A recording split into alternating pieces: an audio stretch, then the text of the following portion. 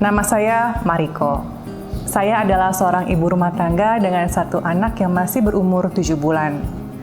Sebagai new moms, saya masih kurang pengetahuan dan pengalaman dalam mengurus anak.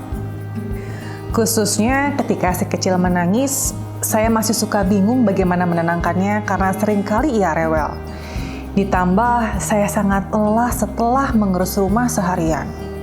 Hingga waktu tidur saya menjadi sangat sedikit sekali karena sering terganggu dan terbangun untuk menenangkannya. Hal tersebut membuat saya sangat lelah dan stres. Sebagai ibu baru, ada aja perubahan yang saya alami. Dan akhirnya saya mengalami baby blues. Saya nggak tahu lagi apa yang harus saya lakukan dan kenapa ini bisa terjadi.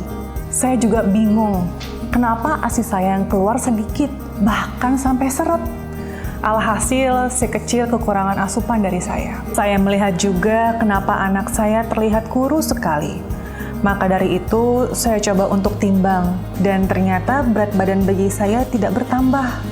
Saya coba cari-cari informasi mengenai kondisi yang terjadi pada anak saya dan kenapa produksi ASI saya sangat rendah. Akhirnya saya mendapatkan info untuk menghubungi dokter laktasi dan membuat janji konsultasi dengan beliau. Halo Mamsi, perkenalkan saya Dr. Rika.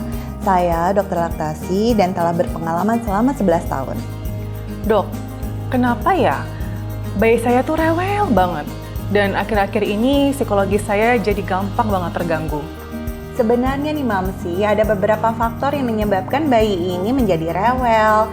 Misalnya karena kelaparan, kecapean, ngantuk, atau keadaan lingkungan yang kurang nyaman karena panas maupun dingin. Kemudian coba jangan lupa cek diapersnya penuh atau enggak. Nah, yang terpenting nih, Mamsi juga harus mendapatkan dukungan fisik maupun moral dari orang yang terdekat. Kemudian, kenapa ya berat badan bayi saya tidak naik, Dok? Nah, kita bisa lihat lagi apakah asupan ASI si kecil sudah sesuai atau belum. Bisa jadi penyebab si kecil rewel tadi karena memang merasa lapar. Kita cek juga apakah konsumsi ASI-nya sudah cukup atau belum. Dikatakan cukup bila berat badan bayi meningkat minimal 500 gram per bulannya. Serta jangan lupa apakah cara menyusuinya sudah tepat atau belum. Ada beberapa tips nih Mamsi dari saya. Sebaiknya tidak boleh stres dan juga overthinking. Dan harus menjaga kualitas makanan. Makanannya harus makanan bergizi ya. Dan juga Mamsi juga harus menjaga istirahat. Karena istirahat itu penting sekali. Dan saran saya sebaiknya mencari informasi mengenai bagaimana cara menyusui yang baik dan benar. Jadi Mamsi juga harus mengetahui mengenai teknik pijat laktasi. Jadi pijat laktasi itu sebenarnya baik untuk ibu menyusui karena pijat laktasi dapat mengeluarkan hormon oksitosin.